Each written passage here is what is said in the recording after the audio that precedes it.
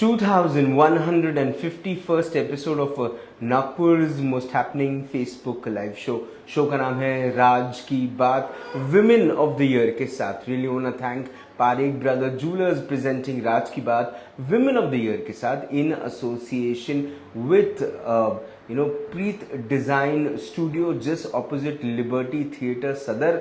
महिलाएं वो जो अच्छे कपड़े खूबसूरत कपड़े पहनने में बिलीव करती हैं और अच्छी शॉपिंग करने के लिए पसंद करती हैं और उनके घर वाले उन्हें अच्छी शॉपिंग अमाउंट देते हैं तो उन्होंने प्रीत डिजाइन स्टूडियो जरूर जाना चाहिए।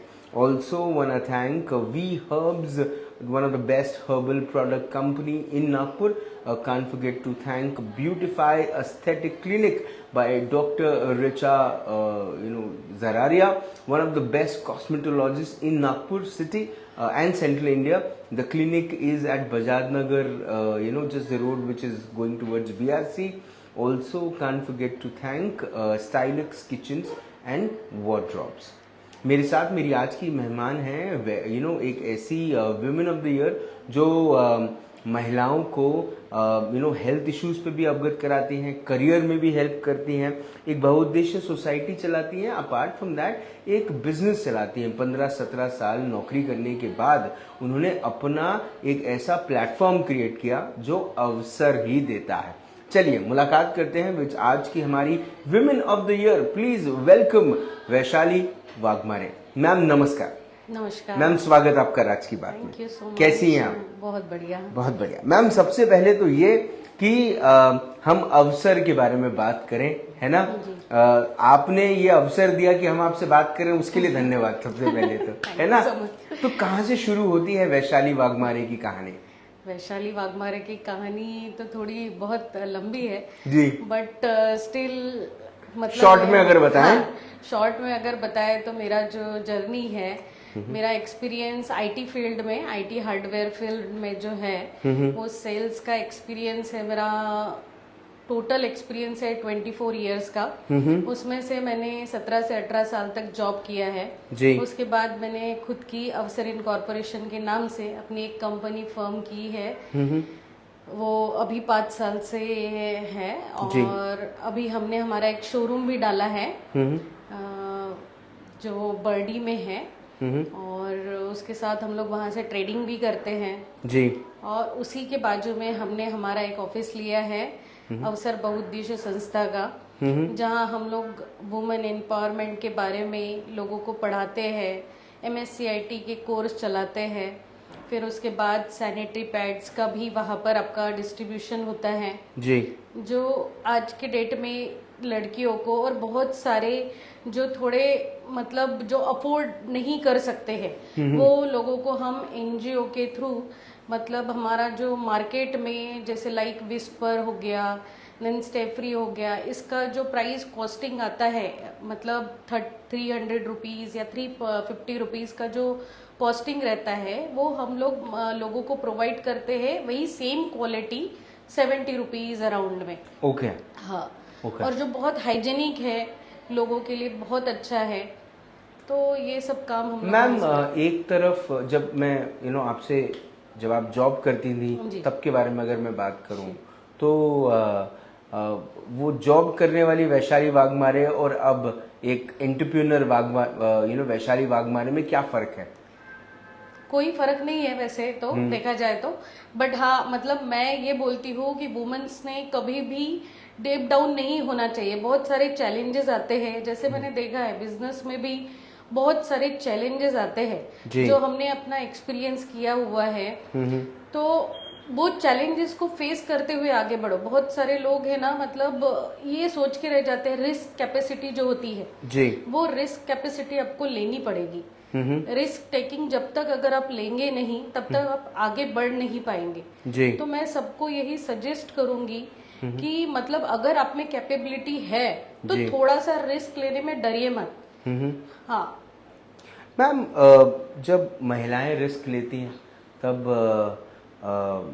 स्पेशली बिजनेसेस में थोड़ा सा वक्त के साथ भले अब इम्प्रूव हुआ है लेकिन बहुत सारी लेडीज अभी भी थोड़ा सा कहीं ना कहीं झिझकती हैं कि वो आकर काम करे, वो खुद की एक कंपनी करे, स्टैंड करे।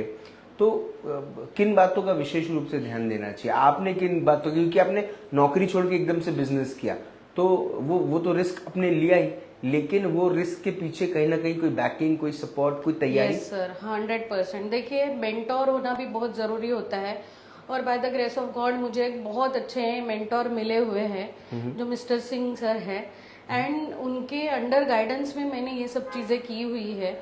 तो बहुत सारी चीज़ों का फर्क पड़ता है सर। आपको सुनना भी आना चाहिए, आपको सुनाना भी आना चाहिए, आपको इवन बहुत सारी चीज़ें मार्केट में होती है आज के डेट में, तो वो सब चीज़ों को आपको हैंडल करने का तरीका, हम एक ही तरीके से हर चीज़ों को हैंडल नहीं कर सकते।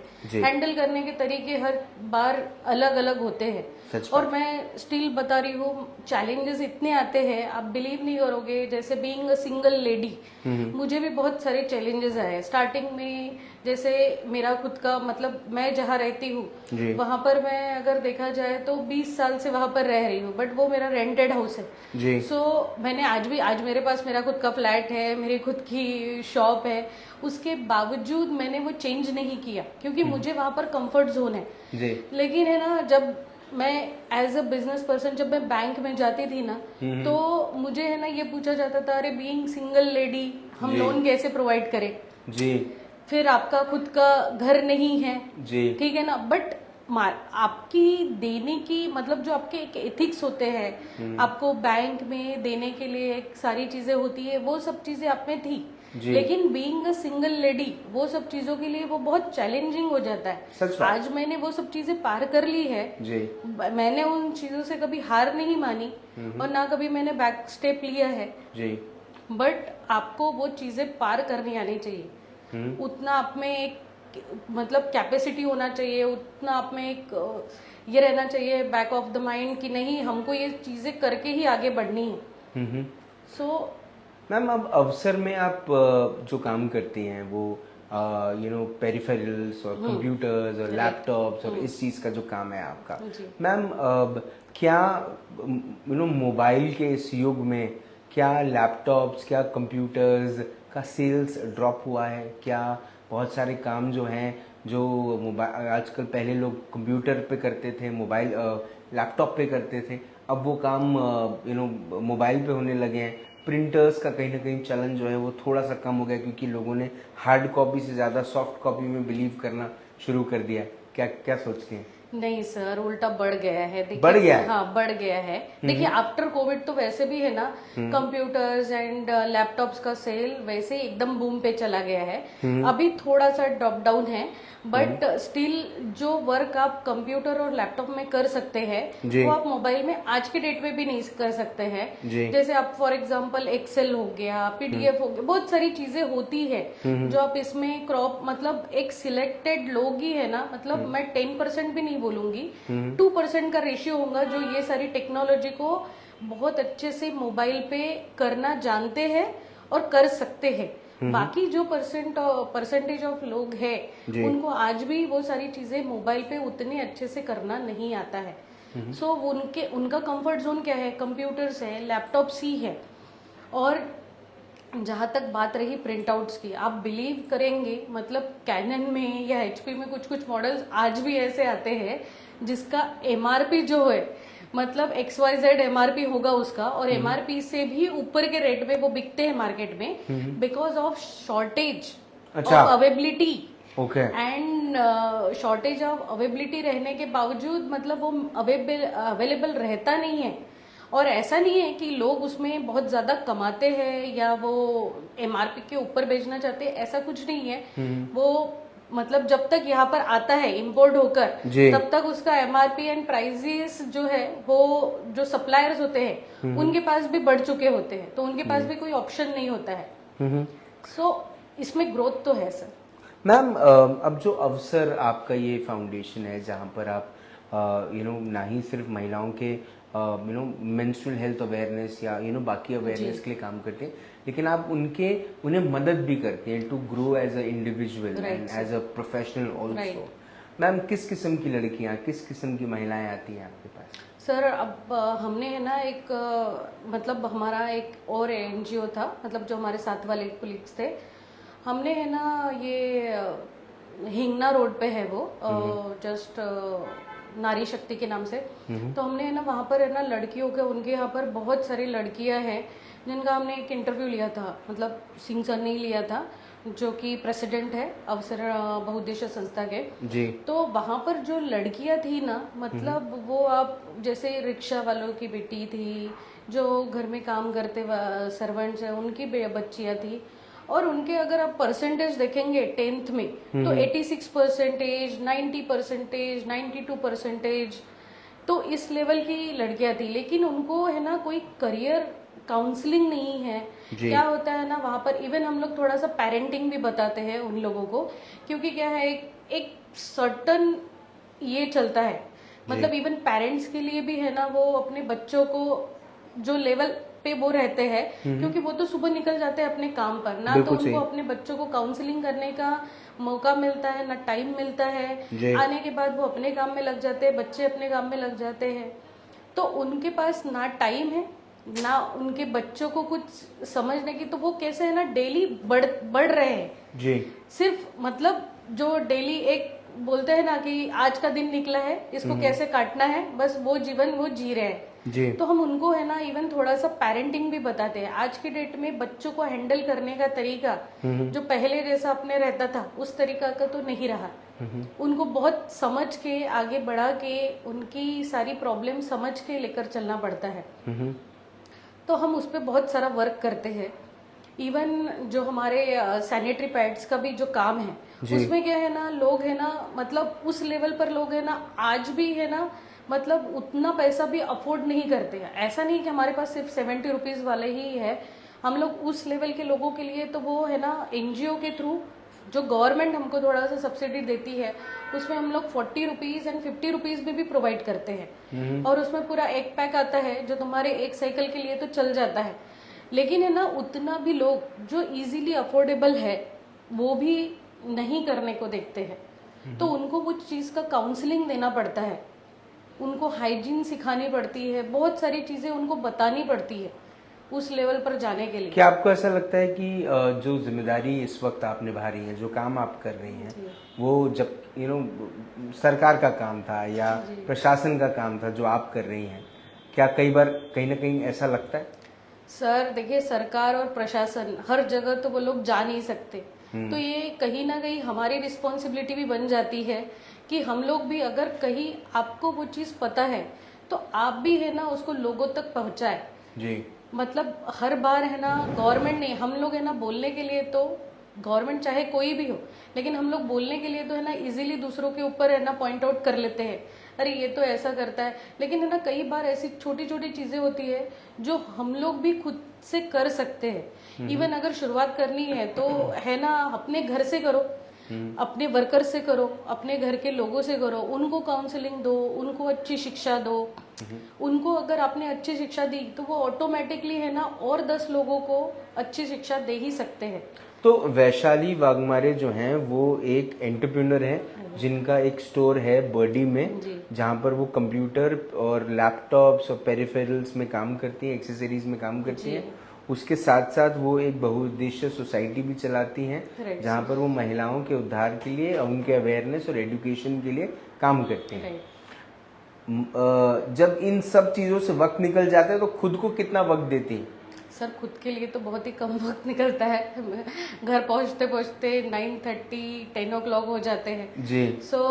मतलब बाकी थोड़ा सा अपन क्या नेट है इंटरनेट है वो थोड़ा बहुत कर लेते हैं, बट मॉर्निंग में मतलब हमारा एक लॉ है कि हम है ना हमारे हेल्थ को प्रॉपर ध्यान देते हैं, और हेल्थ के लिए हम लोग जिम एवरी डे बिना कुछ होए मतलब जिम जरूर जाते हैं। बिकॉज ऑफ आज के डेट में क्या है ना, आप लोग करते कुछ नहीं हो, ऑफिस में भी जाकर है ना आपको एक बैठना ही है, तो है ना थोड़ा अपने हेल्थ के ऊपर भी ध्यान देना बहुत जरूरी है।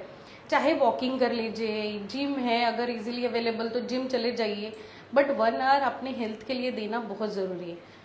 तो वो एक चीज होनी चाहिए, मुझे ऐसा लगता है ये सबने करना चाहिए। योगा कर लीजिए जो भी है। ये जो एक एक पर्सपेक्टिव आपने बोला कि जब आप बैंक में भी जाती हैं, शुरुआती दिनों में जब आप जाती थी तो लोगों को बैंकर्स ये पूछते थे कि बाकी आपके डॉक्यूमेंट्स तो पूरे आप परफेक्ट हैं। परफेक्ट लेकिन सिर्फ मतलब इसीलिए बिलीव मी कि 5 इयर्स में हमारा एक चेक भी बाउंस नहीं हुआ है। नहीं तो वो सब नॉर्म्स में आप क्लियर थी, एकदम क्लियर। मतलब लेकिन अगर है ना कोई बैंकर मेरी यहाँ पर आए ना जी वो बोलता था जैसे डॉक्यूमेंट्स देख के, अरे आपको तो 1.52 CR इजीली मिल जाएगा।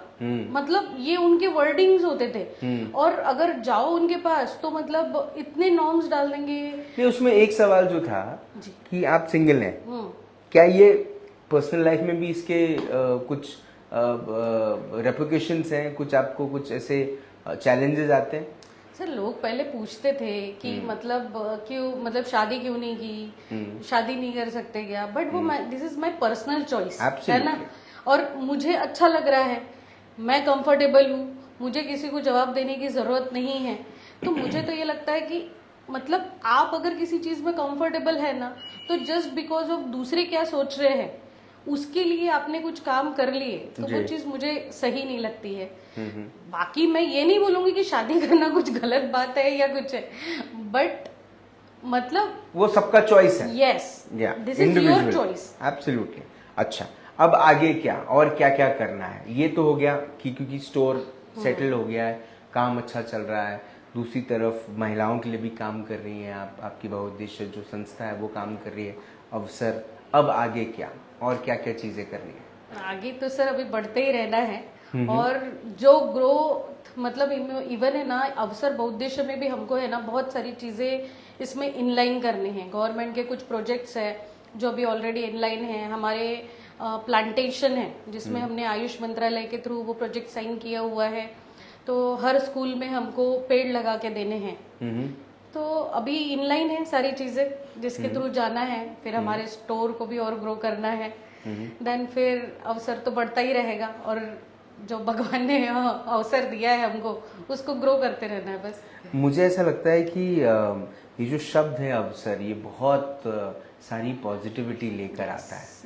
ये बहुत सारी पॉजिटिविटी लेकर आता है, क्योंकि जैसे ही किसी के कानों में ये शब्द पड़े, अंग्रेजी में अपॉर्चुनिटी और हिंदी में अवसर, तो किसी के एक उदास चेहरे पे भी थोड़ी सी हल्की सी स्माइल आ जाती है। और ये अपने आप में बड़ी खूबसूरत बात है। आप इतने समय से ये काम कर रही हैं, उसके लिए आपको बहुत बहुत बधाई।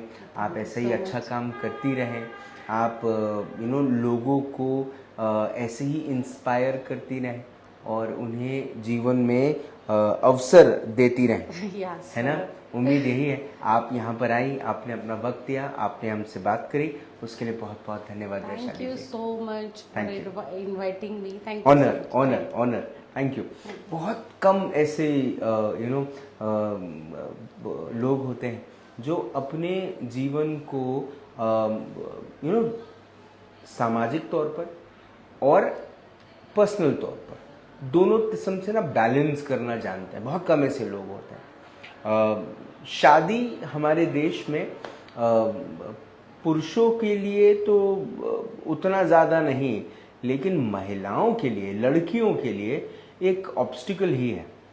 अगर बेटी की शादी 27-28 साल तक ना हो तो लोग सवाल करना शुरू कर देते हैं, सवाल पूछना शुरू कर देते हैं। उसकी वजह जो है शायद वो एक ये है कि द गायनिक इश्यूज, हकीकत है कि जो जो गायनिक इश्यूज होते हैं, जिसको लेकर कि कंसीव करने वाली जो बात होती है वो एक सही उम्र में हो जानी चाहिए। उसके बाद उसका जो बच्चे का जो पालन पोषण है उसको आप एक सही उम्र में कर सकते हो। क्योंकि हमारे यहाँ अगर आप देखें तो वक्त के साथ 1-2 बच्चे पैदा करने का तो था ही नहीं था। लोग परिवार में 5-5, 6-6, 7-7, 8-8 बच्चे पैदा कर लेते थे।